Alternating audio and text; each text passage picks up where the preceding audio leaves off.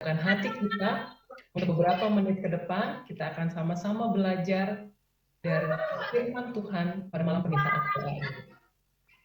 Renungan pada malam ini firman Tuhan diambil dari buku Alfa dan Omega, jilid yang kedua, bab 61, yaitu Saul ditolak. Kisahnya juga dapat kita baca dalam kitab 1 Samuel pasal yang ke-15. Dan di dalam kitab ini kita dapat membaca bagaimana Saul yang tadinya dia sudah diurapi oleh Tuhan menjadi raja, tetapi kemudian di kemudian hari ia ditolak oleh Tuhan. Kitab 1 Samuel pasal yang ke-15, malam ini kita akan banyak membuka Alkitab ya. Kita akan balik ke Keluaran, kemudian balik lagi ke 1 Samuel karena ceritanya saling berhubungan. Kitab 1 Samuel 15 menceritakan tentang Saul berperang melawan Amalek. Dan ia mendapatkan perintah dari Allah untuk memusnahkan Amalek. Dan kisah ini sekaligus menjadi sebuah puncak dari penolakan Tuhan terhadap Saul. Tetapi mari sebelumnya kita mundur sedikit ya, kita lihat sedikit latar belakang tentang bangsa Amalek. Keluaran 17 ayat 8. Pada waktu itu, kalau saudara-saudara boleh buka Alkitab, Keluaran 17 ayat 8 menceritakan bagaimana bangsa Israel pada waktu itu mereka baru saja keluar dari Mesir. Kemudian orang Amalek datang dan mereka memerangi bangsa Israel di Rafidim. Dan pada waktu itu Joshua adalah bawahan Musa dan Joshua diperintahkan untuk memimpin perang. Sementara Musa harus mengangkat tangannya ya waktu itu sampai matahari terbenam agar bangsa Israel beroleh kemenangan, dan dia dibantu, tangannya ditopang oleh Harun dan Hur. Kita mungkin ingat dengan kisah ini. Lalu siapa Amalek ini? Saudara boleh buka dan baca dalam Kejadian 36 ayat 12. Kejadian 36 ayat 12. Esau memiliki anak bernama Elifas. Elifas memiliki gundik bernama Timna, dan mereka memiliki seorang anak bernama Amalek, yang disebut juga dalam Alkitab sebagai pemimpin Bani Edom. Jadi dengan kata lain, saudara-saudara, Amalek adalah cucunya Esau. Jadi Israel adalah keturunan Yakub, Amalek adalah keturunan Esau. Kedua-duanya adalah keturunan Abraham dan Ishak. Kalau begitu, mengapa Amalek membenci Israel? Rupanya ada dendam masa lalu ya, kita pasti tahu ceritanya.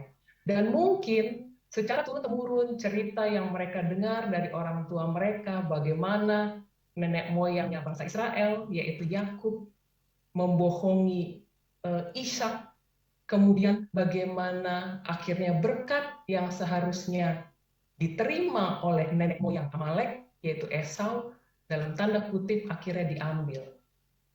Tetapi jangan lupa bahwa biar bagaimanapun bangsa Israel adalah umat kepunyaan Allah. Dan tentu saja bangsa Amalek sudah tahu. Mereka sudah mendengar bagaimana Allah menurunkan tulah atas bangsa Mesir supaya bangsa Israel ini boleh keluar dari Mesir. Karena Allah ingin bangsa Israel keluar dari Mesir.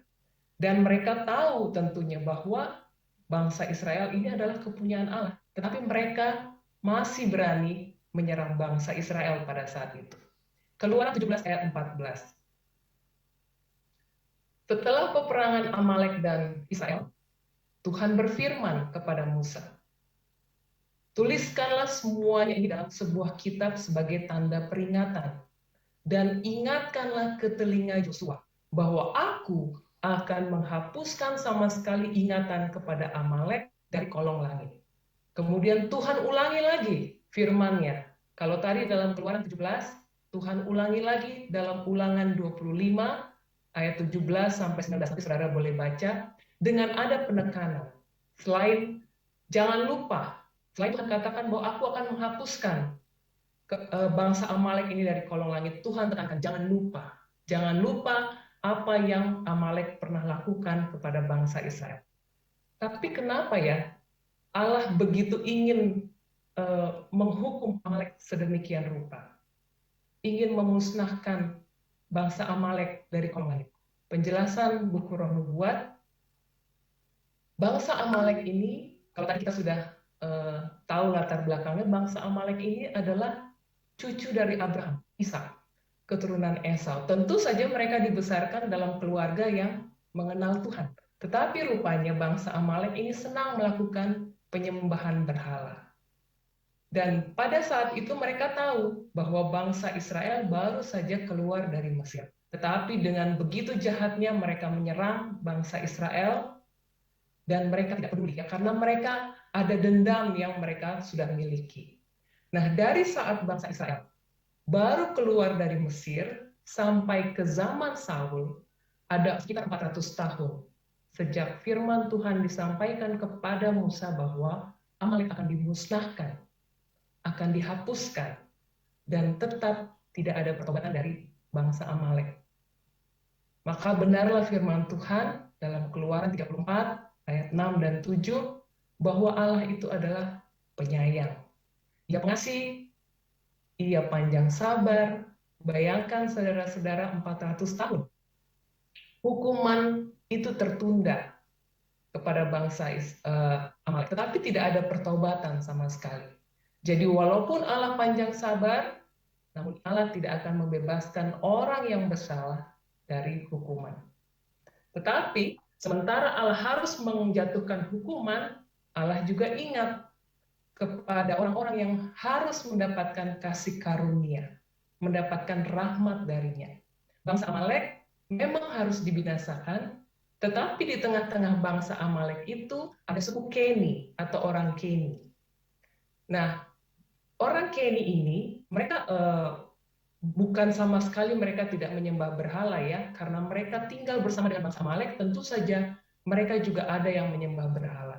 Tetapi ada juga sebagian dari suku Keni ini yang berbakti sebenarnya kepada Allah. Dan mereka bersahabat dengan orang Israel. Kalau saudara buka dalam cerita dalam buku Bilangan 10 ayat 29, dari suku Keni inilah asal iparnya Musa, yaitu Hobab. Pada waktu bangsa Israel baru saja keluar dari Mesir, mereka ada di padang gurun, mereka membuat kemah, kemudian Musa didatangi oleh mertuanya bersama-sama dengan Hobab ini. Dan Hobab ini pada waktu ia akan pulang, ditahan oleh Musa. Musa minta tolong, karena Hobab tahu dan memiliki pengetahuan untuk menjadi penunjuk jalan. Jadi Hobab memberikan pertolongan yang sangat berguna pada waktu itu untuk bangsa Israel yang baru saja keluar dari Mesir. Dan Allah mengingatkan hal ini. Sehingga pada waktu Saul diperintahkan untuk melawan Amalek, dalam 1 Samuel 15, orang Keni ini diingatkan supaya segera menyingkir dari tengah-tengah bangsa Amalek. Sekarang, mari kita kembali ke cerita Saul dan Amalek.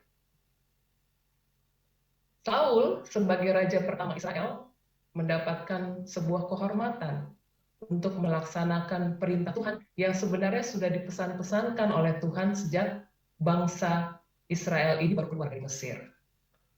Allah berfirman melalui Nabi Samuel dalam 1 Samuel 15 mengingatkan kembali hal yang pernah Tuhan sampaikan dulu, bahwa Tuhan akan menghapuskan orang Amalek. Dan Samuel menyampaikan pesan ini kepada Saul. Perintah Allah sangat jelas ya, 1 Samuel 15 ayat 3. Jadi, pergilah sekarang, kalahkanlah orang Amalek, tumpaskanlah segala yang ada padanya, dan janganlah ada belas kasihan kepadanya.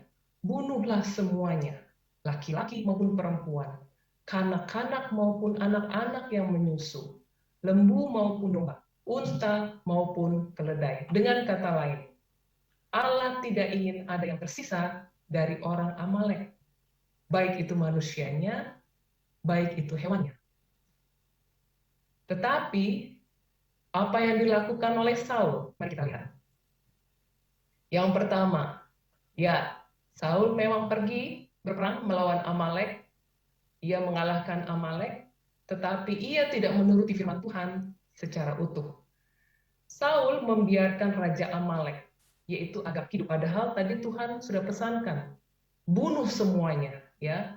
Nah, membiarkan raja hidup, membiarkan raja dari bangsa yang dilawan itu hidup, itu adalah meniru kebiasaan bangsa di sekelilingnya. Jadi pada zaman dulu, kalau ada suatu bangsa berperang lawan bangsa lain, maka merupakan suatu kehormatan buat bangsa yang menang kalau mereka dapat menawan raja dari lawannya itu secara hidup-hidup. Dan itulah yang dilakukan oleh Saul. Selain itu, ia mengambil lembu dan hewan lainnya yang tambun, dan segala yang berharga yang mereka tumpas hanya hewan yang tidak berharga. Jadi hewan-hewan yang jelek, itulah yang mereka tumpas. Pada waktu Saul ini menang melawan Amalek, buku Roh Nubuat menjelaskan bahwa kemenangan itu rupanya merupakan kemenangan yang paling hebat yang pernah diperoleh oleh Saul, sehingga itu menimbulkan kesombongan dalam hatinya. Dan kesombongan inilah yang menjadi bahaya yang paling besar bagi Saul, sehingga perintah Allah hanya dilakukan sebagian, yaitu perang. Ya, dia berperang, menumpas, betul. Ia hanya menumpas tidak semuanya, karena Raja Amalek ia biarkan hidup dan ia menyelamatkan lembu-lembu dan hewan yang berharga. Hal kedua yang dilakukan oleh Saul, Saul berdusta. Pada waktu Allah mengatakan kepada Samuel dalam 1 Samuel 15 ayat 10-11, aku menyesal, kata Allah, ya, karena aku telah menjadikan Saul raja, sebab ia telah berbalik daripada aku dan tidak melaksanakan firman-Ku. Samuel, waktu dia mendengar perkataan Allah, susah sekali hatinya. Dia sangat sedih. Kenapa? Karena sesungguhnya Samuel telah menganggap Saul seperti anaknya.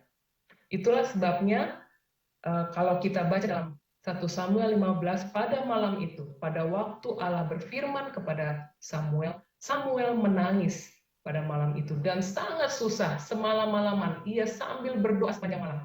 Ia berharap sebenarnya kalau boleh hukuman mengerikan yang Allah berikan kepada Saul, yaitu menolak Saul menjadi raja, itu boleh dibatalkan. Tetapi tentu saja penyesalan Allah itu tidak sama dengan penyesalan kita manusia, ya. Kalau penyesalan manusia mungkin kita boleh berubah-berubah dalam pikiran, tetapi penyesalan Allah harusnya adalah suatu perubahan dalam keadaan dan hubungan. Nah, pelanggaran Saul pada waktu itu telah mengubah hubungannya dengan Allah. Tetapi sebenarnya syarat penerimaan Allah tidak pernah berubah. Tuntutan Allah hanya satu, yaitu penurutan. Samuel yang waktu itu susah hatinya karena Saul, berharap bahwa nanti kalau Saul sudah dinasehati, maka Saul akan sadar, lalu bertobat, lalu dengan rendah hati, Saul boleh kembali, sehingga mungkin saja membuat Allah kembali berkenan kepada Saul. Tetapi pada waktu itu, keesokan harinya, ya, begitu Saul melihat Samuel, justru ada pelanggaran lain yang dibuat oleh Saul.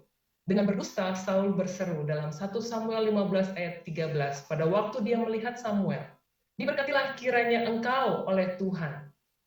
Aku telah melaksanakan firman Tuhan. Ya, saya beri tanda besar di sini, hurufnya agak dibesarkan. Aku telah melaksanakan firman Tuhan, katanya. Mendengar dusta itu, ya, Samuel bertanya, kalau begitu, apa itu bunyi-bunyi kambing, suara kambing domba yang sampai ke telingaku? Ada bunyi lembu kudengar, kata Samuel.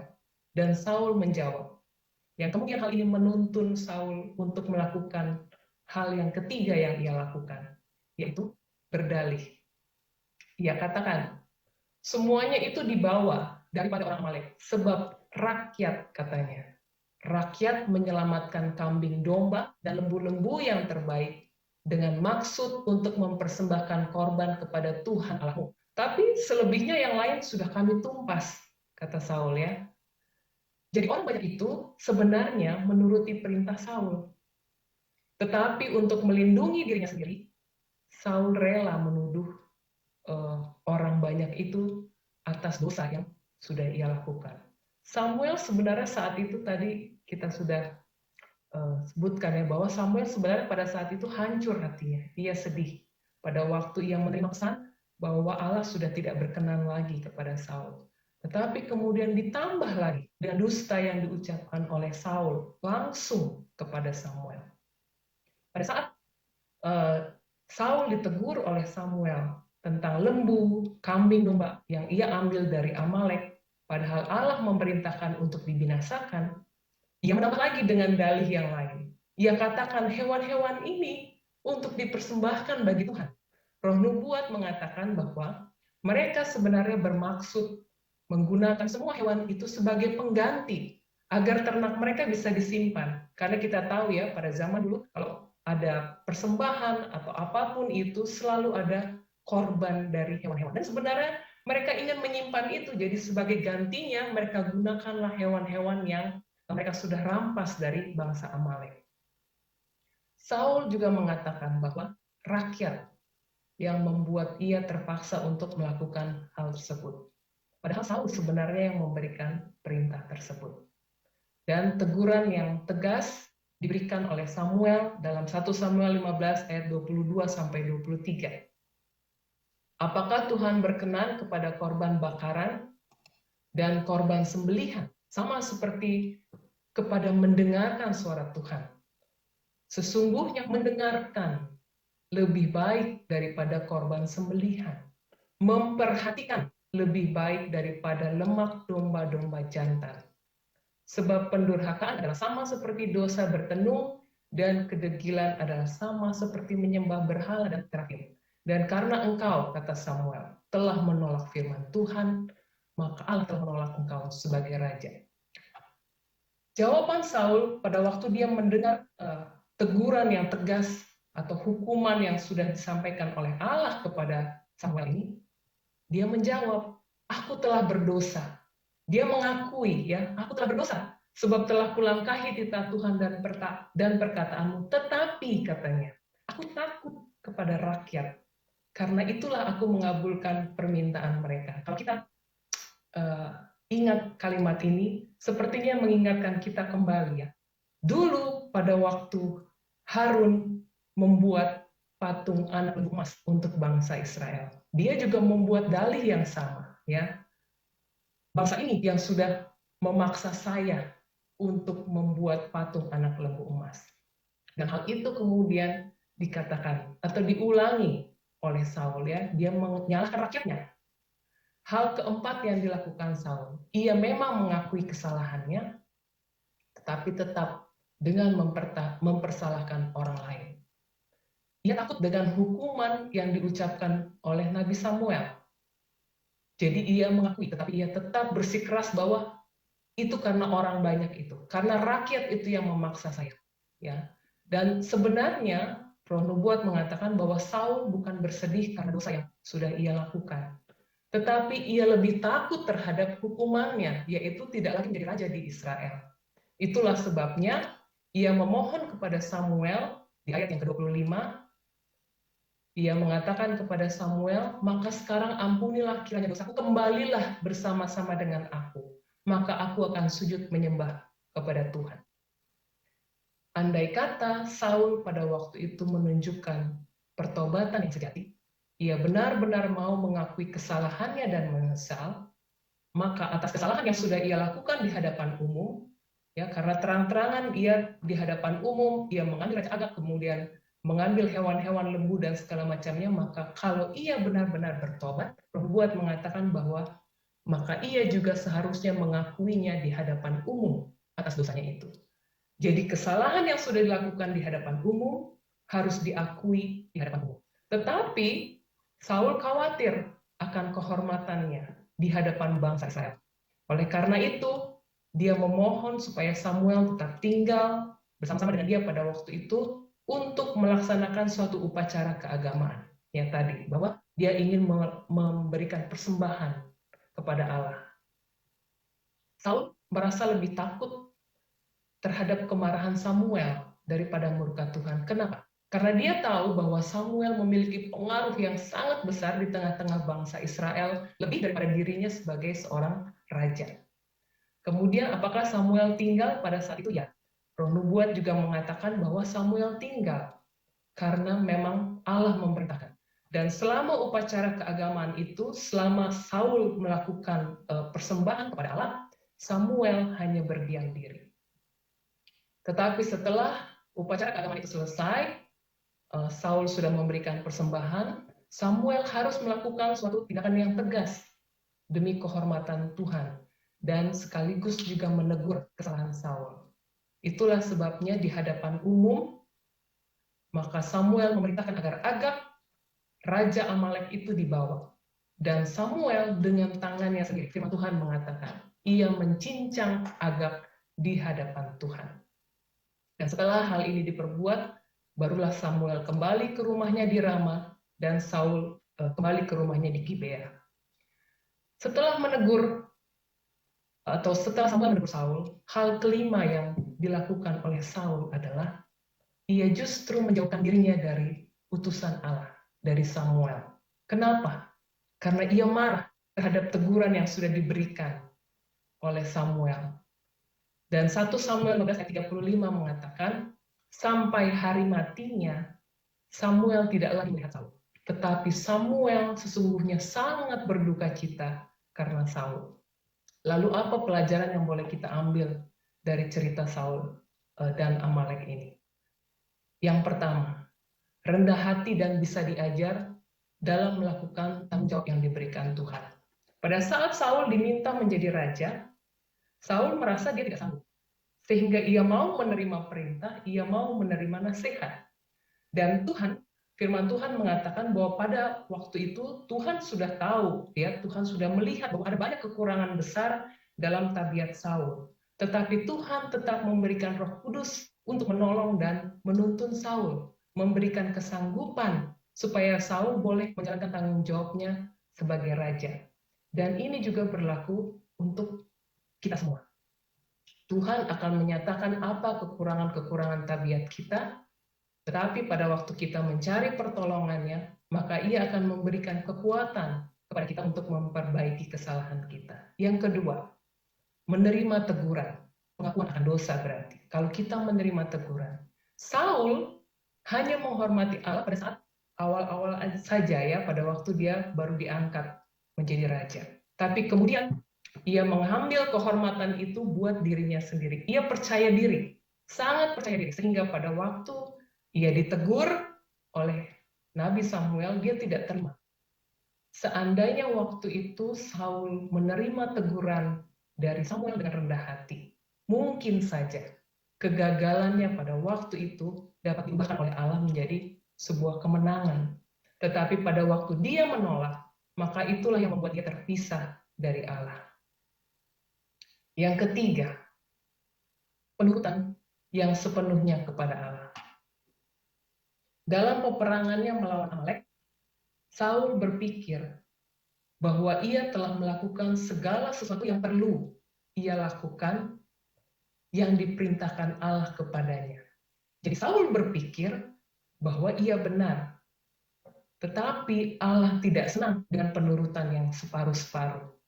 Allah tidak memberikan kepada kita manusia suatu kebebasan atau wewenang untuk menyimpang dari tuntutan-tuntutan Allah. Ya, karena dalam Ulangan 12 ayat 8 dan 28 dikatakan, jangan kamu melakukan masing-masing berbuat segala sesuatu yang dipandangnya benar, melainkan engkau harus dengarkanlah baik-baik segala yang kuperintahkan kepadamu.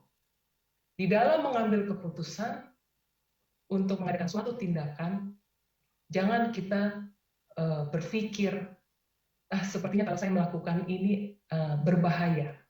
Sepertinya kalau saya melakukan ini tidak baik. Tetapi yang harusnya kita tanyakan adalah, apakah ini selaras dengan kehendak Allah? Apakah ini sesuai dengan kehendak Allah? Saul waktu itu berpikir bahwa ia benar. Ia berpikir bahwa ia sudah melakukan, Allah memang memerintahkan untuk memusnahkan. Tetapi ia pikir, saya sudah memusnahkan. Tetapi hanya sebagian ternyata. Hal keempat yang boleh kita pelajari. Persembahan tanpa pertobatan, iman, dan hati yang menurut adalah sia-sia. Tadi teguran dari Samuel mengatakan mendengarkan, menurut itu lebih baik daripada korban sembelihan. Persembahan korban ternyata tidak mempunyai nilai di hadapan Allah kalau itu dipersembahkan tanpa adanya pertobatan, iman, dan hati yang menurut. Dan Saul bermaksud untuk memberikan korban dari apa yang sebenarnya diperintahkan Tuhan untuk ia musnahkan. Dan itu bukan sesuatu yang menyenangkan Tuhan, tetapi penghinaan. Begitu juga dengan kita. Mungkin tanpa kita sadari, kita juga melakukan hal yang hampir sama, saudara dan saya. Melakukan hal yang hampir sama seperti yang Saul lakukan. Kita lakukan upacara keagamaan, kita berikan persembahan, mengembalikan persepuluhan, tetapi kita tidak menurut kepada perintah Tuhan yang lainnya. Roh Nubuat dengan tegas mengatakan, kepada upacara seperti itu tidak akan ada jawab dari Roh Allah. Jadi tidak peduli saudara, berapa besar semangat kita untuk menjalankan suatu upacara-upacara keagamaan, tapi Tuhan tidak akan menerima semuanya itu kalau ada pelanggaran yang mungkin kita dengan sengaja ya kita langgar satu saja dari perintah Tuhan. Jadi jangan pikir bahwa kalau saya sudah memberikan persembahan persepuluhan, saya sudah datang ke gereja pada hari Sabat, saya sudah aman. Tidak, saudara, ternyata. Kalau kita mengabaikan dengan sengaja satu saja perintah Allah, maka semua persembahan kita itu tidak ada artinya.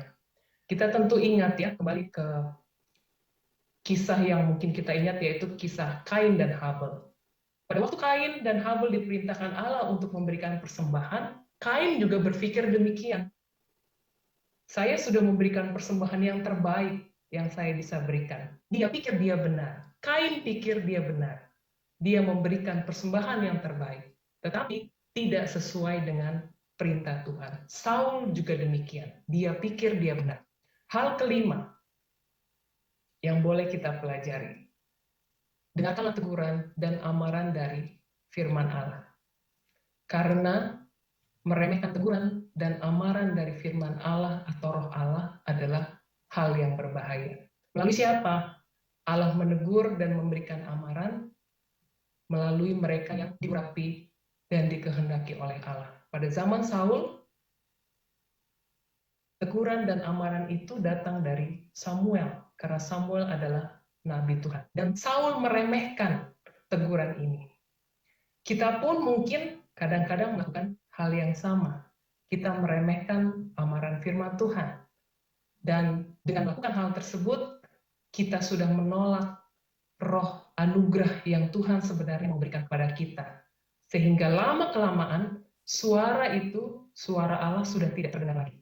Sehingga kita sudah merasa bahwa apa yang kita lakukan itu adalah hal yang biasa. Karena kita sudah tidak dapat mendengarkan lagi teguran dan amaran dari firman Allah. Pelajaran berikutnya. Roh Nubuat yang mengatakan bahwa pemimpin kita merupakan pantulan dari tabiat kita. Ini merupakan teguran yang cukup keras. Pada waktu itu, bangsa Israel sangat menghormati Saul, raja mereka.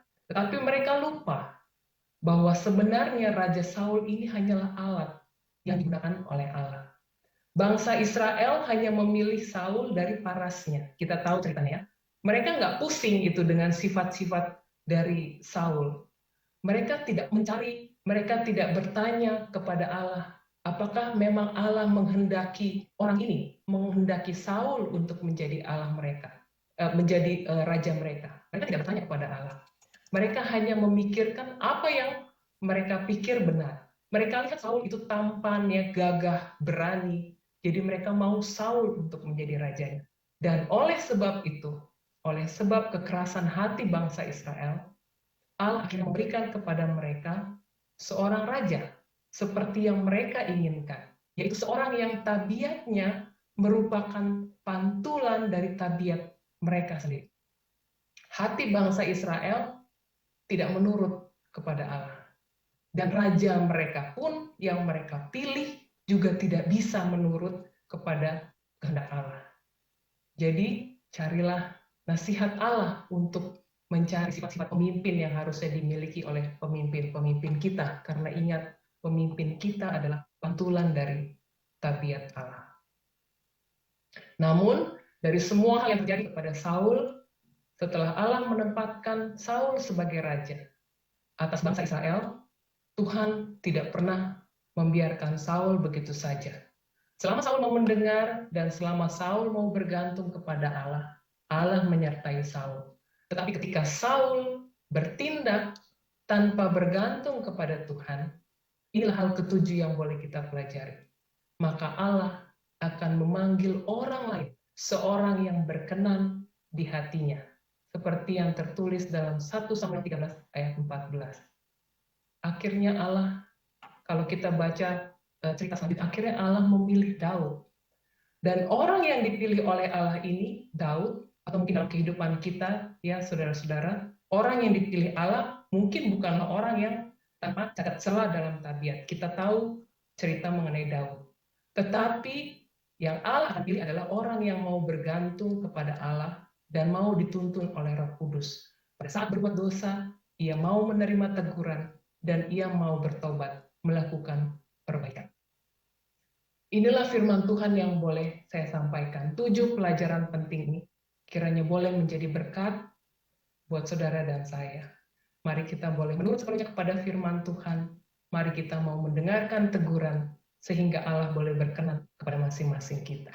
Tuhan memberkati. Amin. Amin. Puji Tuhan atas firman Tuhan yang telah dibawakan untuk menutup akan ibadah Rabu malam kita hari ini. Lagu tutup akan dibawakan oleh Saudara Sandi Nayon. Janganlah takut kesusahan, Tuhan pelihara. Janganlah takut kesusahan, Tuhan peliharakan.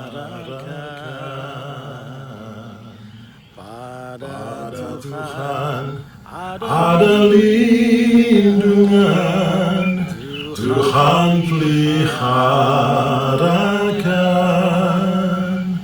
Tetapkan hatimu, tentu Tuhan peliharakan. Peliharakan kamu sepanjang umurmu.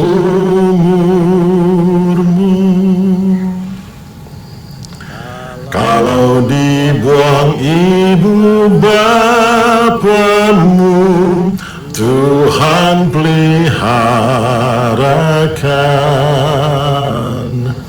Meski jauh hati saudaramu, Tuhan peliharakan.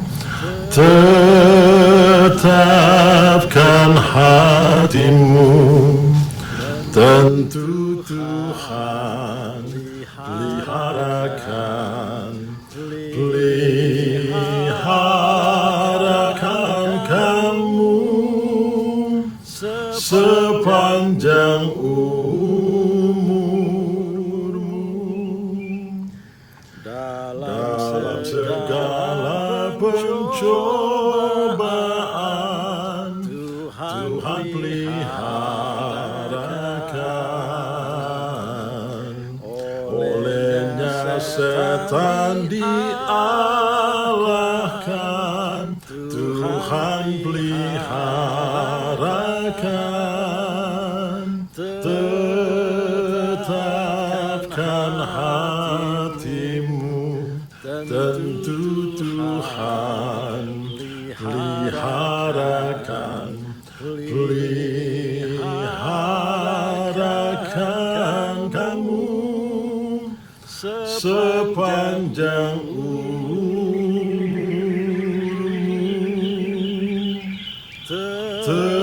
Tetapkan hatimu, tentu Tuhan peliharakan. Peliharakan kamu sepanjang umurmu.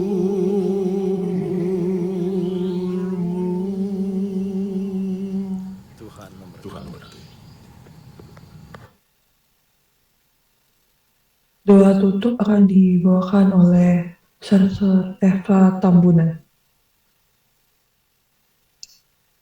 Kita tunduk kepala dan berdoa. Allah Bapa kami yang ada dalam kerajaan surga, kami berterima kasih Tuhan untuk kesempatan malam ini kami boleh belajar dari kisah Saul, bagaimana Tuhan menolak dia pada masa yang lalu. Biarlah ini boleh menjadi pembelajaran buat kami, agar Tuhan tidak menolak kami dalam pelayanan kami, di dalam jemaat Tuhan, khususnya di jemaat Taman Harapan, maupun di dalam apapun yang kami lakukan dalam kehidupan kami sehari-hari. Biarlah Tuhan menolong kami dan menyambutkan kami, untuk kami boleh bekerja, untuk kami boleh melakukan apa yang kami dapat, dan kami boleh menuruti segala perintah Tuhan.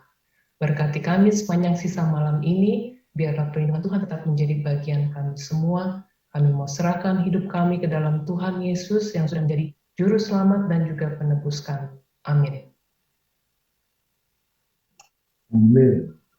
Ibadah Rabu malam kita telah selesai, namun sebelum kita berpisah dari Zoom ini, kita akan mendengarkan pengumuman yang akan dibawakan oleh Ketua Pikiran.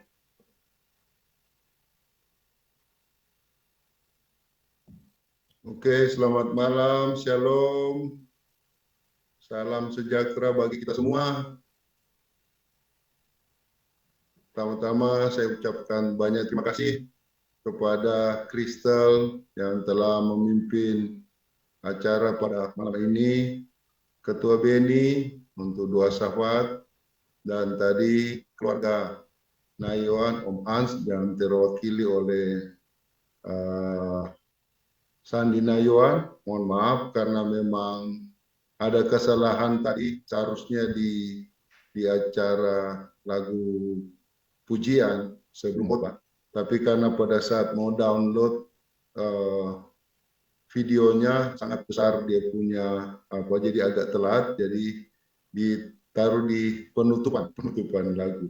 Tapi puji Tuhan, acara bisa berjalan dengan baik, dan lebih khusus pada malam ini kami ucap terima kasih kepada Ibu Eva Tambunan yang telah membawakan firman Tuhan kita pada malam permintaan doa. Kiranya Tuhan memberkati di dalam pekerjaan dan usaha-usaha maupun pelayanan sebagai pimpinan anak-anak, pimpinan anak-anak pada jemaat Taman Harapan. Jadi kami sekali lagi mengucapkan bantu yang buka terima kasih atas firman Tuhan pada malam ini. Pada malam ini kita pengumuman yang kita bisa sampaikan. Hari Sabat kita seperti biasa jam 9.30 kita ibadah di gereja, dan pada Sabat ini bagian daripada kelompok 2 untuk bisa hadir di gereja, dan yang kelompok 1, 3, dan 4 mengikuti ibadah lewat Zoom. Kemudian acara atau khotbah kita pada hari Sabat akan dibawakan oleh Saudara Willy Mambu. Maaf, dibawakan oleh pembicara evangelis Willy Mambu. Jadi pada Sabat ini kita dilayani oleh Saudara Willy Mambu. Sesaja pengumuman dan yang mendampingi nanti kami akan sampaikan ke saudara-saudara yang ambil bagian pada hari Sabat. Itu saja pengumuman dari kami. Mungkin ada pengumuman tambahan dari ketua dan pendeta.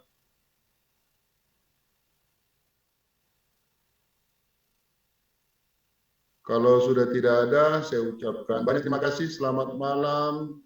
Tuhan Yesus memberkati kita. Shalom. Damai di hati. Selamat malam. Allah sampaikan keluar semua. Terima kasih Om Stanley. Selamat malam.